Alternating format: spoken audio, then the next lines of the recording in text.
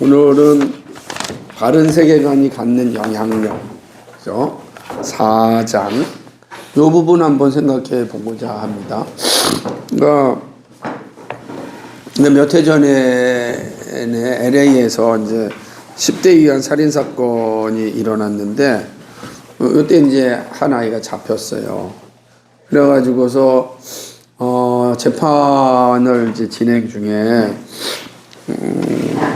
왜 살인했느냐라고 이렇게 판사가 질문했더니 이 10대가 뭐라고 얘기했냐면 사람이 죽는 것이 어떤 것인지 알고 싶어서 죽였다.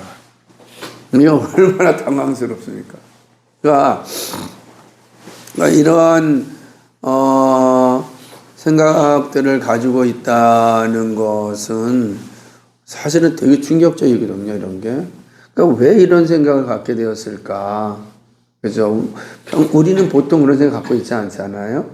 근데 옛날에 우리나라에서도 제 이름과 비슷한, 그러니까 성만 다르고 이름이 같은 한 사진 작가가 살인을 하고 죽어가는 과정이 어떤 것인지 알고 싶어서 한 다음에 사진을 찍었다는 거예요.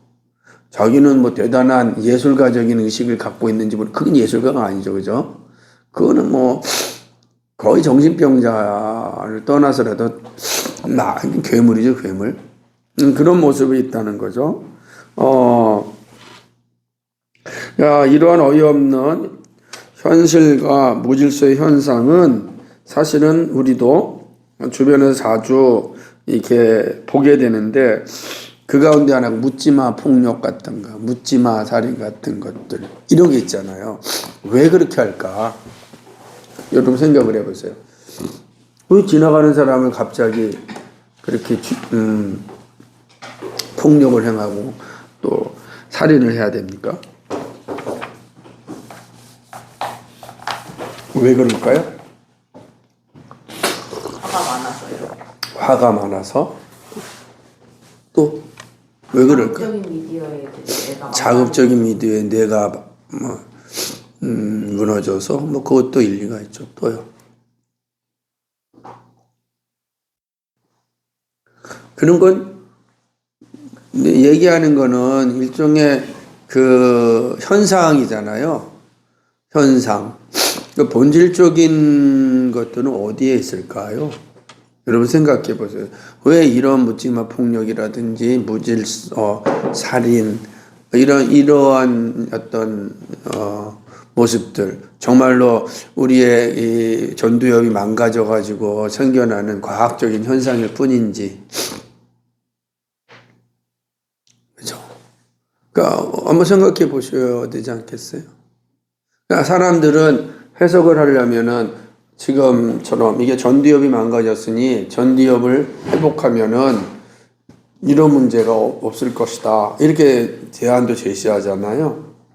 그럼 전두엽이 우리가 회복이 되면 이런 묻지마 살인이나 아니면 이런 끔찍한 일들은 일어나지 않을까요? 다시 말한다면 이런 인터넷이나 게임이나 이런 문화가 없던 시대 는 그럼 없어야 되잖아요. 살인 사건도 없어야 되고, 그죠? 그때도 연영이 있었단 말이에요. 그러니까 그것만으로는 다 설명할 수 없다는 거예요. 만약에 그때도 모든 사람들이 다 전두엽이 깨졌기 때문에 살인했다, 이렇게 돼야 되잖아요. 그거는 좀 어려운 거겠죠. 그러니까 지금은 우리가 이런 각종 스마트 기기에 의하여서 우리의 전두엽이 분명히 무너진 건 맞으니까 어느 정도 우리 시대는 이해가 되지만, 그럼 이전 시대, 앞선 시대는 우리가 알고 있었던 그 중세 시대의 끔찍한 학살은 이거 어떻게 설명해야 될까라고 하는 거지. 그러니까 저는 이제 그 현상을 보기보다도 현상의 근원인 세계관이 파괴됐기 때문에 생긴 것이다. 그러니까 세계관의 혼란, 내 안에 있어의 세계관의 혼란이 나로 하여금 이런 일을 하게 됐는데, 세계관이 혼란을 가져오는 경우는 다양하죠. 아까 얘기한 것처럼 우리의 전도에 문제가 생길 수도 있는 거고, 그죠?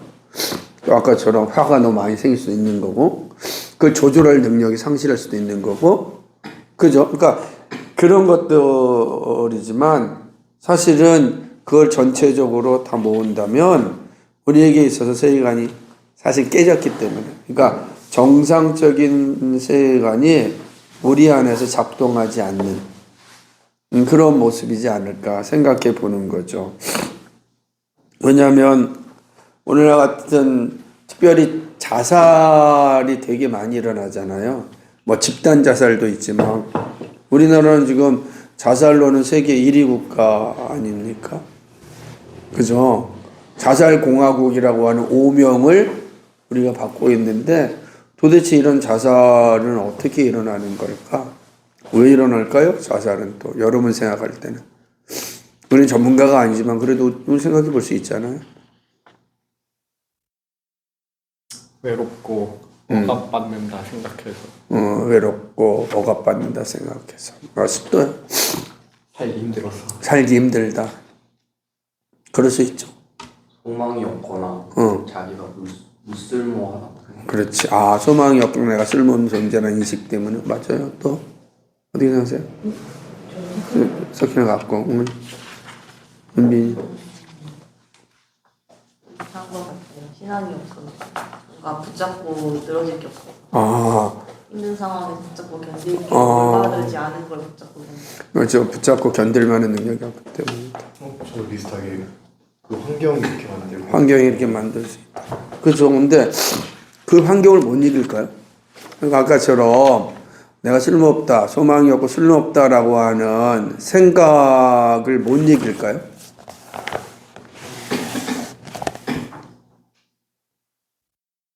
우리가 생각해 볼 수 있잖아요. 그러니까 우리가 지금 진단을 했잖아요.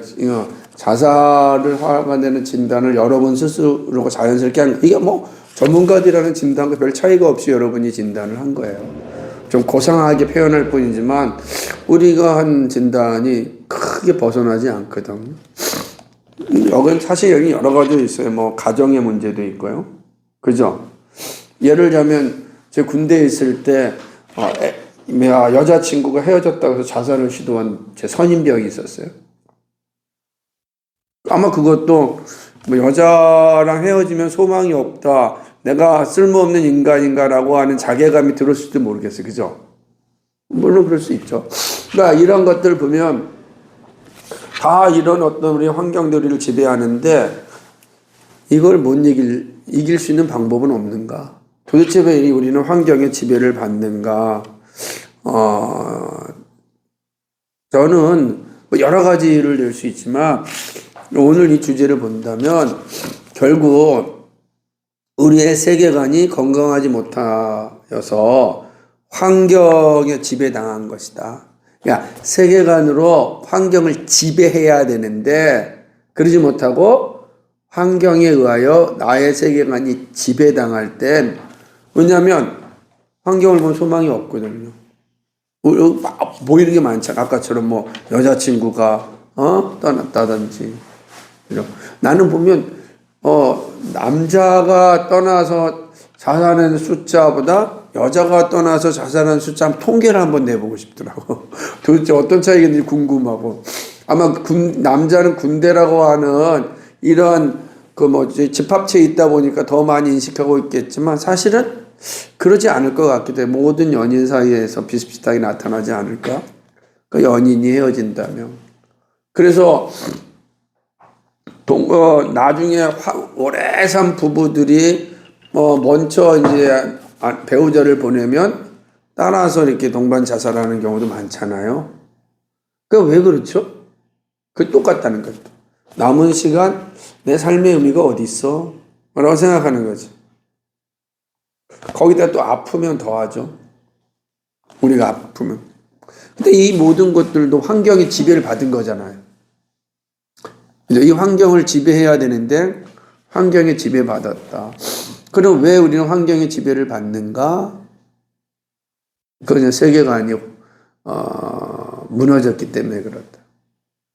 혼란이 오거나 무너지면 나타나는 그런 어떤 모습이지 않을까 생각을 해보는 거죠. 그래서 이렇게 보는 거죠. 세계관이 세상을 바라보는 창이라면 우리가 그 누구도 이 세상의 창에서 벗어나 살 수는 없는 거지.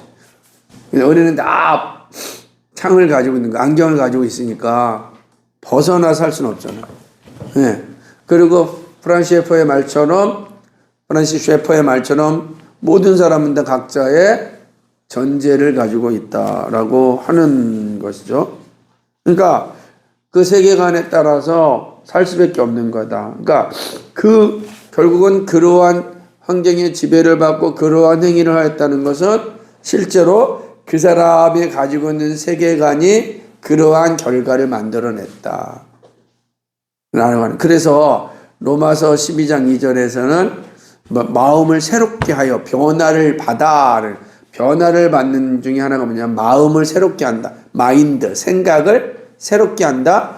세계관을 변화시킨다. 그죠? 그래서 옛날에 세계관 공부를 할 때는 마음이라고 하는 이 되게 중요했어요. 마음은 하트가 아니라 마인드의 개념이 되게 중요했다. 우리의 생각이 어떻게 바뀌느냐라고 하는 거죠. 근데 여기서 이제 현대 와서 그 생각이 좌소가 어디냐라고 할 때 그거 갖다 이제 뭐 전두엽이니 뭐 이렇게 이제 뇌로 한정하는 거잖아요. 그거는 뭐를 포기한 거죠? 그렇게 한정한 뭘 포기한 거예요? 인간? 네? 인간인 것을 아니지. 그게 아니라 그러니까 변화를 받는다 할 때 그 마음이라는 게 뇌다라고 버린다면 그러면 다른 것은 뭐 더 이상 주장할 수 없잖아요. 뭘 주장할 수 없으면 초월적인 하나님의 개입이라든지 성령의 역사라든지 개입할 수가 없는 거죠. 더 뭐 과학적으로 뇌에 있다라고 생각하면 그 다음 문제는 해결할 수가 없는 상황이 되는 거예요. 그러니까 이 개념이 다른 모습을 가지고 있다라고 볼 수 있죠.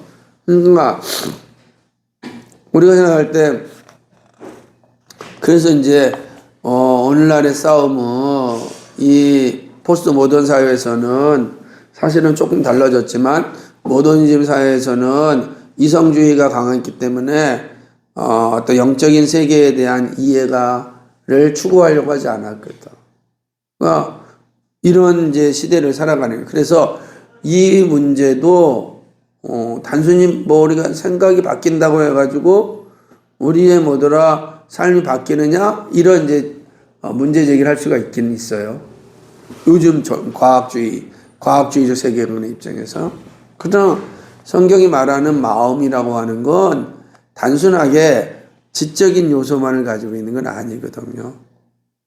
그걸 표현한 게 아니고 그래서 그걸 세계관이라 표현하는 거지.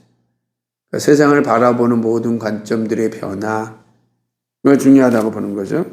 그래서 예를 들자면은 내가 재밌는 거는 알게 모르게 내 안에 전제로 딱 들어와 있게 되면 그것이 나를 지배해요. 지금은 그런 게 좀 적어졌는데 근데 가면은 꼭 그런 얘기가 있더라고요. 지방색을 꼭 나타내 가지고서 뭐 전라도는 깽깽이니 뭐 경상도는 보리문둥이니 또는 뭐 서울은 깍쟁이니 그 다음에 뺀질이니 그리고 강원도는 뭐 이렇게 이 군뱅이 감자니 막 이렇게 사람을 지방색으로 나눠버려요. 그러면 사람이 어떤 일을 하다가 실수할 수 있을 거 아니에요? 실수하면 바로 뭐가 돼요? 아이고 저 경상도 아이고 저 전라도 똑같네 이렇게 나온다는 거예요. 그러니까 그 실수를 용납하고 받아주지 못하는 거죠. 왜? 그 사람 전제가 있으니까. 제일 나쁜 전제는 뭐냐? 그래서 요즘 나온 것처럼 뭐 옛날에는 혈액형으로 사람을 판단하는 거, 애니어그램으로 사람을 판단하는 거, 지금은 MBTI로 판단하는 거. 뭐만 하면 너 T니? 너 J니? 뭐 이렇게 얘기해버리면 이렇게 전제가 되는 거예요. 그러면 그 사람을 포괄적으로 풍성하게 이해하지 못하는 산신이 오는 거죠. 어느 정도 이해는 되죠. 그게 전부가 아니잖아요. 그러니까 다 세상의 모든 건 다 부정할 수 있는 건 아니에요. 하지만 그게 고정화되면은 그 사람의 다른 것들을 받아들이지 못하고 오히려 공격하는 거지. 너 이상해졌다? 막 이렇게 돼버린 거예요. 그러니까 변화를 추구하지 못하는. 생각할 때 그런 것처럼 알게 모르게 내가 가지고 있는 전제는 그 세계관은 되게 무서운 거예요. 그래서 여러분들이 나는 사람을 판단할 때 나의 세계관은 MBTI다. 그러면 이제 그게 여러분을 모든 사람을 보는 기준이 돼버리는 거예요. 그죠? 걱정되는 게 뭐냐면 거기서 벗어난 사람을 어떻게 평가해야 될 거냐. 우리 예전에는 다 혈액형 갖고 얘기했는데 맞힌 사람이 별로 없어요, 서로가. 근데 통계적으로는 맞지만 개연적으로는 다르거든요. 야, 3개밖에 안 되니까 그다음에 또 뭐가 돼요? 각종 이제 이런 도구를 만들어서 사람을 규정하는. 그래서 우리는 그런 말 쓰면 안 되는데 이게 다 흐름에. 그러니까 상업이잖아, 상업. 다 상업적인 것에 다 우리가 그냥 빨려 들어가지고 이렇게 된 거죠, 그죠? 그렇지 않아요. 우리가 그 사람들은 어떻게든지 간에 사람 인식을 하는 거지. 11월 11일이 무슨 날이에요? 당연히 11월 11일. 다 알고 있네. 난 뭘 다 알고 있어. 왜 말을 안 돼? 페페로데이입니다. 참. 11월 11일은 화요일이야, 화요일. 근데 우리는 뭐냐면 빼빼로데이라고 전제가 들어와 버렸어. 놀랍게도. 그게 이제 이게 논쟁을 거치다가 수능과 저항을 통해서 내 안에 들어와서 정착하면 탁 튀어나와요. 빼빼로데이네. 그럼 뭐 해야 돼? 빼빼로를 사야 돼. 이게 되는 거죠. 그래서 그것 중에 제일 많이 있는 게 무슨 데이? 발렌타인데이 또 화이트데이. 그지? 그러니까 이런 게 다 만들어 놓은 거 그것이 내 안에 문화가 돼서 딱 들어오면 그때 그거라 내가 뭐 초콜릿을 받지 못한다나 혹은 사탕을 받지 못하면 이상한 사람이 된 것처럼 마치 누저가 된 것처럼 인식을 하는 이게 세계관이에요. 그 환경을 넘어서야 되는데 그러지 않죠? 그래서 이제 역발상으로 그거를 좀 벗어나게 하자 쉽지가 않죠. 왜냐하면 상업이 동반돼야 되는데. 제가 그래서 샬롬데이를 하자 그러는데 잘 안 되잖아. 응? 평안을 선물하는 날 가자. 부활절 다음 날을. 근데 부활절이 맨날 다르니까 그냥 부활주일 다음 날은 그러니까 4월 두 번째 주일 다음 날은 우리가 다 샬롬데이로 해서 평화의 선물을 하자. 이런 걸 바뀌어야 되는데. 근데 그러지 않다라는 거지. 그러니까 이런 모든 것들이 하나의 이제 우리의 각자 있는 세계관의 현상들로 나 전제가 됐다라고 하는 거죠. 예를 들면 이런 것도 있죠. 오늘 보면은 60페이지 맨 밑에 보게 되면 동고, 그죠? 그리고 동고가 문제가 없다는 건 동고는 뭘 의미하는 거예요? 동고는 같이 산다는 개념이 아니죠. 혼전 성관계를 하겠다는 게 동고의 핵심이에요. 그죠? 그러니까 우리는 이제 잠깐 오해하면 안 되고 뒤에 책도 나오겠지만 근데 그게 자유의 상징이 되었잖아요. 이런 모습도 되는 거죠. 원나잇 러브는 전혀 문제가 되지 않는다는. 그러니까 그게 아예 들어와 버리면 그리고 마치 여성들도 남성들도 마찬가지로 그런 게 남녀 차별을 없애는 자유다라고 생각하게 되는 거죠. 그 세계관이에요. 그럼 도대체 그런 세계관이 어떻게 들어왔는가? 인간에 대해 이해가 달라지는 거지. 우리는 하나님의 형상으로 가진 존재라고 하는 거죠. 인간 본성의 사중 상태를 우리 인정을 해요. 그런데 세상은 인간 본성만 생각해요. 첫 번째 본성만. 뭐냐면 우리가 타락하여 죄 지은 상태인 죄성을 인정하지 않는 거죠. 죄성이 없다면 본성대로 사는 게 합당하잖아요.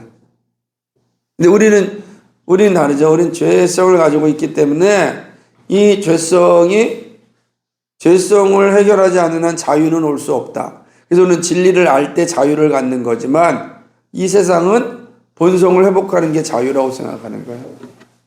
본성 뭐겠어요? 에덴 동산에 아담과 하와가 벌거벗고 살았던 삶. 그게 진정한 자유다. 그런 거죠. 거기서 멈추는 거지.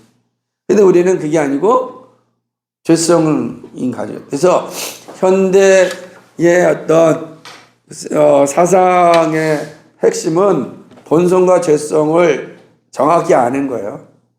죄성을 인정하지 않으면 현대 사상이 되는 거고, 죄성을 인정하게 되면 기독교 세계관으로 가는 거예요. 이 차이가 있다 라고 볼 수가 있죠. 마찬가지입니다. 그러니까 얼마 전에 한 단체에서도 이렇게 조사를 했는데, 조사 중에 하나가 뭐냐면 사랑만 하면 혼전성은 괜찮다는 게 교회 50%가 넘었다는 거예요.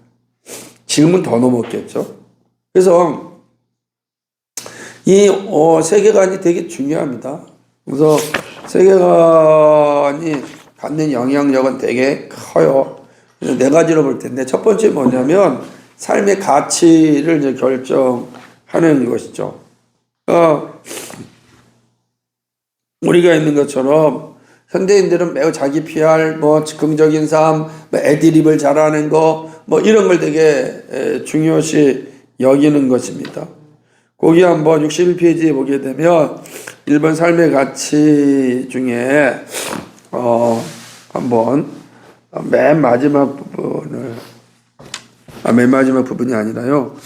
그 5번째 현대인은 거기 한번 읽어볼까요? 시작. 현대인은 철저하게 자기 중심의 삶이라고 말한다. 그래서 현대인은 철저하게 자기 중심의 삶을 추구하고 있다. 자신의 생각이 우주의 근본인 것으로 많은 젊은이들의 우상으로 여겨졌던 세계가 나왔다. 일반 생각에 모두 태워버려라. 이러한 현실을 잘 반영하고 있다. 현대인은 자신 위에 있는 모두 믿지 않는 구조 속에 갇혀 있다. 오직 믿음에 그가 여겨졌던, 여기는 여겨졌다. 한때 여겨졌던 서태지가 한 광고에서 카피가 뭐냐면 내 생각이 아닌 건 모두 태워버리라. 뭐에 따라 살아가는 본성에 충실하잖아. 그래서 90년대 이후에 자유의 상징 중에 하나가 뭐냐면 네 본성이 움직이는 대로 행동하라.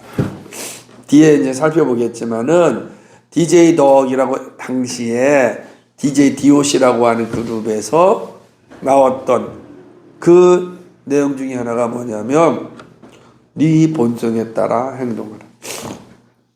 그게 차이가 있는 거예요.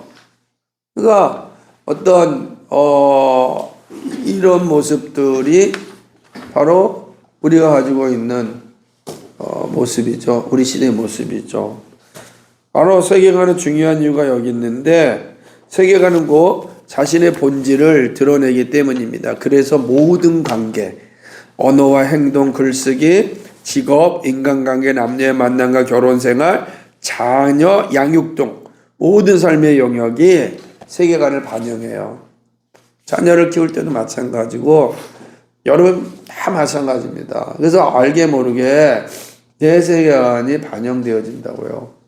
그게 어디서 왔는가 생각해 봐야지. 진짜 난가? 그죠?